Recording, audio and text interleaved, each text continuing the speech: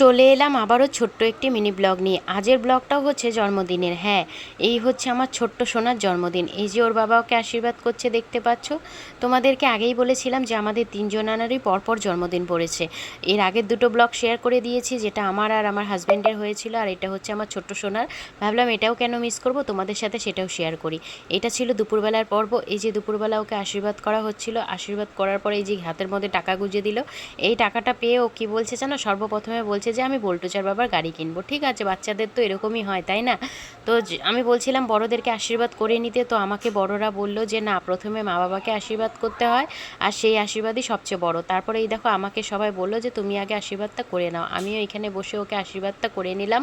তো আশীর্বাদ আর কী করব, সন্তানের সঙ্গে তো মা বাবার আশীর্বাদ সবসময় আছেই। তো আজকে দিনটা যেহেতু স্পেশাল, তার জন্য একটু অন্যরকম করে।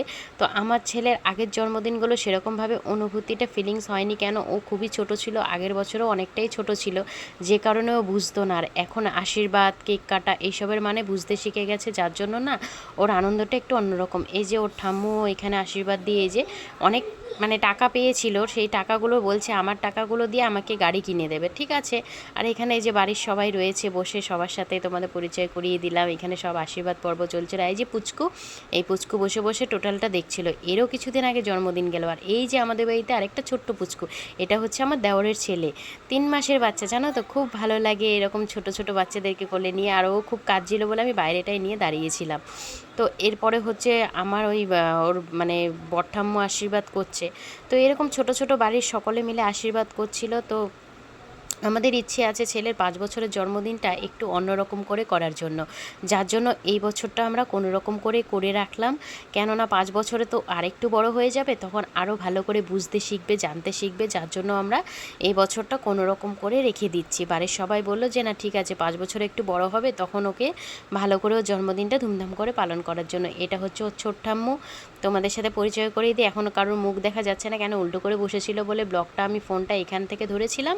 তো আর এই যে এখানে যে আশীর্বাদ করছে দেখতে পাচ্ছ, ওই যে পুচকু, আমাদের এই যে পুচকু, এই পুচকুর মা হচ্ছে উনি আশীর্বাদ করছে। আর এই পুচকুর কিছুদিন আগে জন্মদিন গেল, এও বুঝছে না জন্মদিনের মানেটা কি, অথচ ওকে দেখে খুব আনন্দ ফিলস করছে যে এখানে ওর মা ওকে আশীর্বাদ করছে। খুব কাঁদছিল।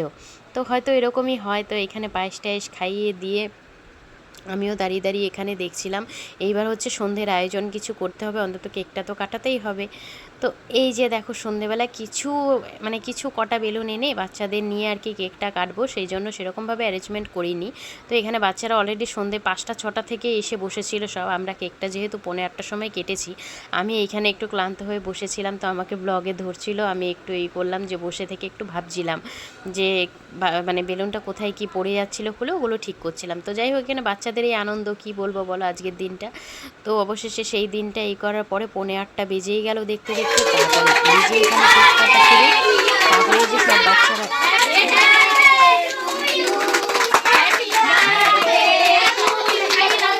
আজকের দিনটা স্পেশালি বাচ্চাদেরই জন্য। তো দেখেও খুব ভালো লাগে, যখন আমরাও ছোট ছিলাম আমাদের জন্মদিনও ঠিক এভাবেই পালন হতো। সময়ের সাথে সাথে কত কিছুই না পাল্টে যায়, আর এদের যত দেখি অত আমাদের ছোটোবেলার দিনগুলোর কথা মনে পড়ে যায়। তো এই যে দেখো আজকে এই কেক টেক কাটার শেষে তারপরে স্প্রেটা ওরা দিতে ভুলে গেছিলো, যেহেতু পরে এই স্প্রেটা দেওয়া হলো, আর বাচ্চারা খুব আনন্দ করেছে। আর তোমাদেরও ব্লগটা দেখে কেমন লাগলো অবশ্যই কিন্তু কমেন্ট করে আমাকে জানিও। আর যদি আমার ভিডিওটি ভালো লেগে থাকে অবশ্যই লাইক, কমেন্ট অ্যান্ড শেয়ার করে দিও। তো চলো আজকের মতো ব্লগ এইটুকুনি ছিল। টাটা, সবাই পাশে থেকো, সাথে থেকো, অপেক্ষা করো নতুন কোনো ব্লগের জন্য।